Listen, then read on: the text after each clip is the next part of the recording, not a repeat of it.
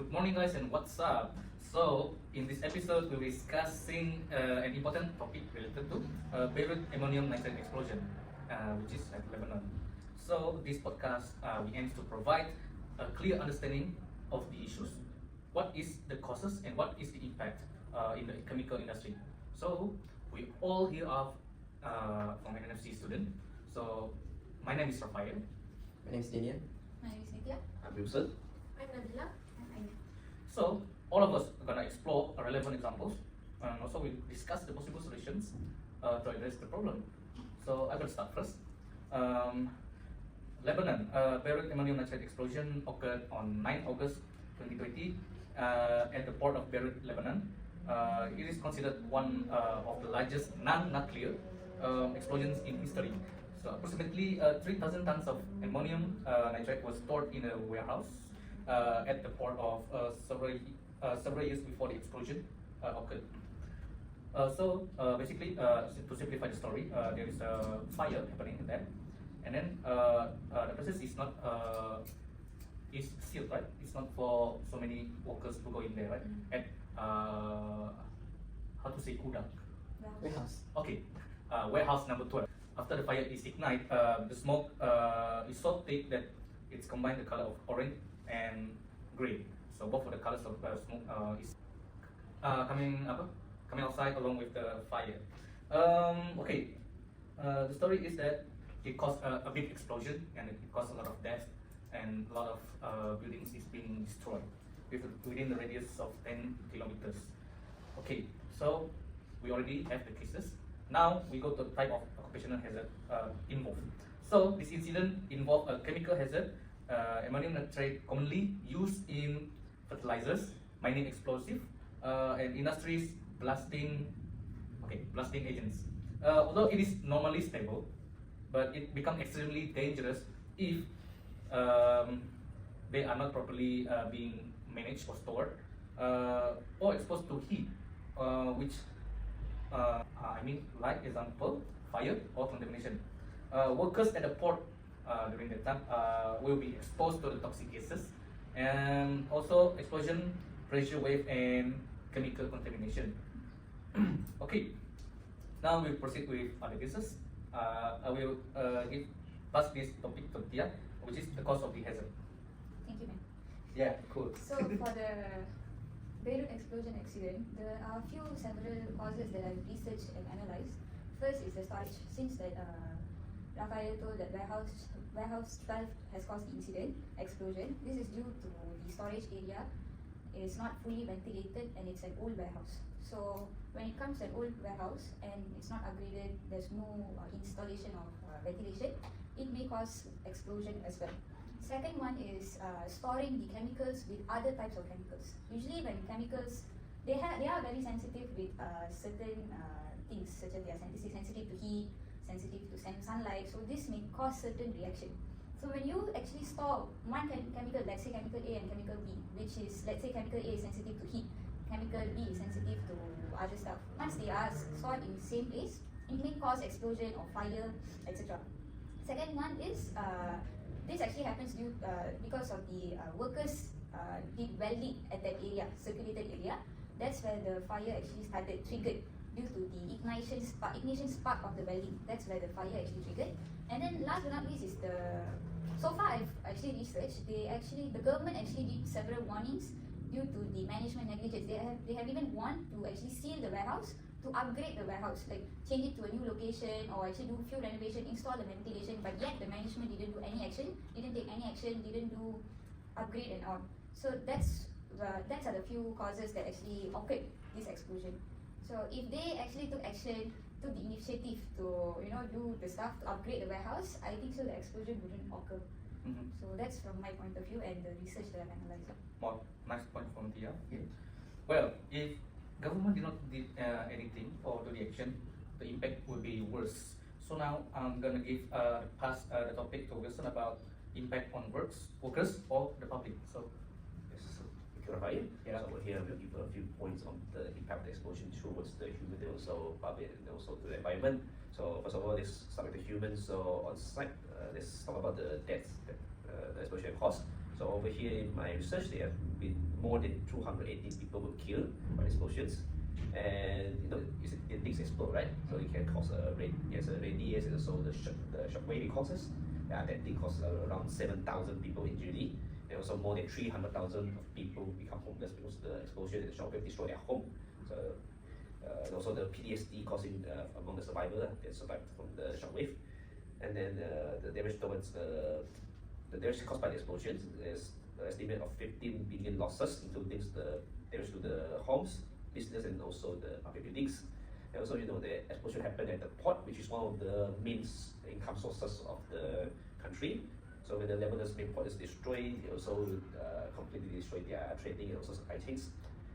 And then moving on to environment. So what's the burning thing is very chemical, right? Ammonia, right? Yes. So Yeah. so when it burns, it can explode, it release chemical gases. So chemical gases such like nitro oxide and also ammonia gases. So these gases are harmful to not to ourselves only, but also will affect the environment and also will cause long-term effects such like toxic rain, polluting the soil, water pollution, and such things. Right, it's from my research.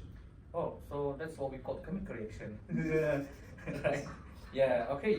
Nice point from Wilson about the impact on the workers or the public. It cost many lives, it cost many facilities being destroyed, and also 218 killed. So tragic. Quite major. Yeah, quite major. It's an awareness for us. So now, we're moving to control of preventive measure. Will be presented by Nabila. Sorry. Thank you, Rafael. So I will explain about the control and preventive measure. This incident shows how important proper chemical management is to prevent disaster. So there are 3 control measures. First one is so there are 3 control measures. So for the first one, the important one is proper storage. So as we know, ammonium nitrate is a dangerous chemical.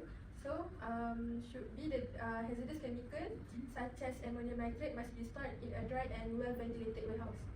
And they should also be kept away from heat sources and flammable material. So it is important for the workers and the company to ensure that the chemical is being stored properly. And then the second control measure is chemical segregation. So as we know, ammonium nitrate have high reactivity other than other substances. So dangerous chemicals should not be stored together with incompatible substance. So proper labeling and warning signs should also be placed so workers are aware with the hazard. Then the last control measure that I found is fire safety system. So as we know, the incident happened. During the incident happened, there is no fire Alarm system. There are no fire alarm system that can use to trigger The explosion. No. The water sprinkler. Water sprinkler. Water sprinkler. So, facility that storing the hazardous chemical should have fire alarm, sprinkler system, and also the fire extinguisher. Because this system help to detect and control fire before they become control the fire before it become uncontrollable. Yes. And then for the preventive measure are usually be used to prevent the incident before it's happened. So 3 preventive measures that I have found is strict regulation and enforcement, and then proper hazardous material management, and also emergency preparedness. For the regulation, government should be enforce law and regulation that strictly talk about the hazardous substances. And then the proper hazardous material management, the company should ensure that the workers have a knowledge on dispose or relocate dangerous chemical if not used and have long period. Okay, so that's all for my point. Okay, thank you, Nabila, for your point. As we know, if a company want to store the chemical properties, surely they need to know what they need to do. So, a nice point from Nabila actually. Any guideline for the workers they need to follow, because small mistakes can make everything worse. Small mistake can make grave consequences. Yes, a big explosion will happen, like in this case. So now, after we explore the Lebanon, the Beirut explosion. So now we need to focus how, what will happen if it happen in Malaysia. So I will ask the question to Aina. So could this hazard happen in Malaysia, and why? Okay, thank you, Rafael. Based on your question, could this hazard happen in Malaysia? Yes, because in Malaysia there's many industry and port or warehouse that use chemical material. For example, right, Port Klang basically have handle many chemical material for industry and also for agriculture use. So we look at the Beirut explosion. The Beirut explosion occurred because of a large amount of ammonium nitrate was stored unsafely and for many years. So this can happen when the improper safety management is not followed. So if the chemical are not stored improperly and then poor management and also left for a long time, the chemical can be unstable and dangerous. This also can lead to the serious accident for the worker and also for the communities that near the port of industry.